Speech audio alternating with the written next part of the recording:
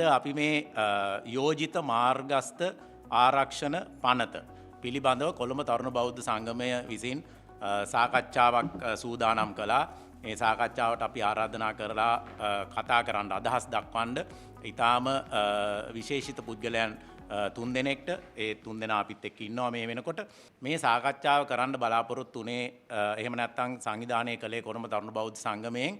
මොකද කොළඹ තරුණ බෞද්ධ සංගමය හැම වෙලාවෙම ජනතාවගේ අභිවෘද්ධිය වෙනුවෙන් පෙනී සිටින ආයතනයක්. තරුණ ජනතාවට එහෙම නැත්නම් තරුණ ප්‍රජාවට බලපාන ප්‍රශ්නයක් පිළිබඳව යම්කිසි කතිකාවක් සමාජයේ ඇති වෙනවා නම් ඒ කතිකාව සම්බන්ධයෙන් යම්කිසි අදහස් සුවමාරු කර ගැනීමේ අයිතියක් සහ වගකීමක් කොළඹ තරුණ බෞද්ධ සංගමයට තියෙනවා. ඒ නිසා තමයි අපි මේ පනත පිළිබඳව කොළඹ තරුණ බෞද්ධ සංගමය හරහා යම්කිසි අදහස් සුවමාරු කර ගැනීමක් කළ යුතුයි කියලා කල්පනා කළේ. ඒ වගේම තමයි අපි කල්පනා කරන්නේ අපි යම්කිසි කෙනෙක්ට අදහස් ප්‍රකාශ කරන්න ඉස්සෙල්ලා අපිට පුළුවන් වෙන්න ඕනේ මේ පිළිබඳව පැහැදිලි අවබෝධයක් ලබා ගන්න. මම ප්‍රථමයෙන්ම ආරාධනා කරන්නේ මිසටේගල් මහත්මියට ඉස්සෙල්ලාම අදහස් ප්‍රකාශ කරන්න කියලා.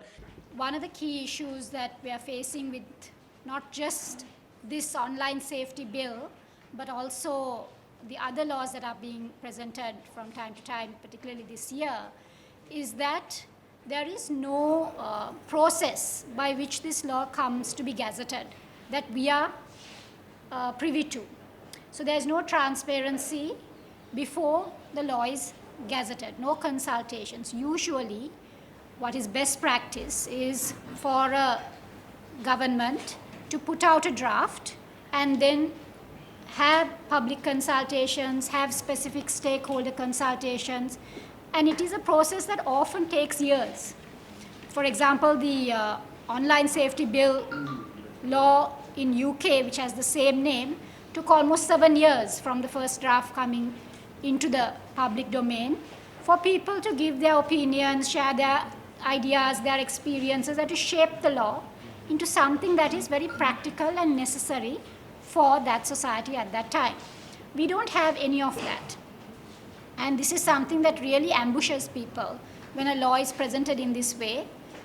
Additionally, there is no justification, background, information, research that has been done that is presented to us citizens, right? Saying that this number of offences took place, these are the gaps in the law enforcement, this is the reason why we need this law. Those useful, very useful points. Next, I would like to invite Ms. Ambika Satkunanathan to make a presentation. Amisa mentioned, that it is not, that we can't, from a legal point of view, when you look at the law, you can't understand why on earth they would come up with such a law. But that is when you view it from a rational point of view, from someone who respects human rights and the Constitution. But from the point of view of an authoritarian government, it makes complete sense.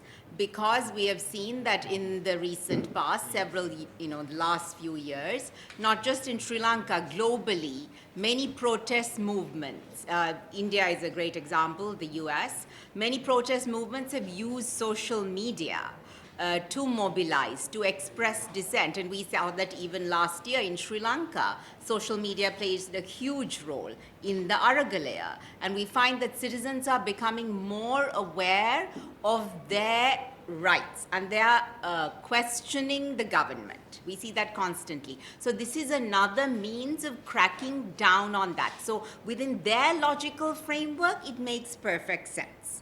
And we must look at this law not only alone, but as part of what I call it's a network or an architecture of oppressive laws. We have the anti-terrorism bill, which they brought in March 2023, withdrawn, again has been gazetted. We have the Bureau of Rehabilitation bill. We have a law that was supposed to protect our rights, called the International Covenant on Civil and Political Rights Act, ICCPR Act. Once again, we have seen it has always been used to curtail and violate our rights. I would like to invite Mr. A.S.M. Perra to speak, and he will speak in Sinhala. Thank you very much. After his speech, we will open the floor for discussion. Thank you. අද මේ සාකච්ඡාවට සම්මන්ත්‍රණයට ආරාධනය කිරීම ගැන මගේ හෘදයාංගම ස්තුතිය පුද කරන්නට ඕන. මුලින්ම මම කියන්නට ඕනේ මේ සමාජ මාධ්‍යය නියාමනය කළ යුතුයි. මොකද සමාජ මාධ්‍යය නියාමනය නොකළොත් අසරණ පුරවැසියන්ට අතිශය හානිකර ප්‍රතිඵලවලට මුහුණ දෙන්න සිද්ධ වෙනවා. මෙන්න මේ කාරණාව දඩමීමා කරගෙන රටේ පාලකයින් බොහොම සූක්ෂම විදියට තමන්ගේ අතේ තියෙන හයිය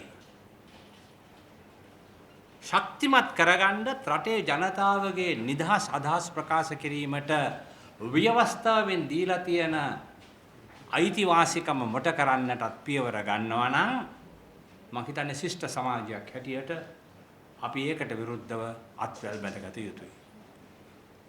මේ අපේ මේ ක්‍රමවේදය තුළ සමාජ මාධ්‍ය හරහා අවස්ථාවක් සලසා දීම මේ වංචා යම් ප්‍රමාණයකට පාලනය කරගන්නට හේතු වන කාරණාවක් වෙනවා.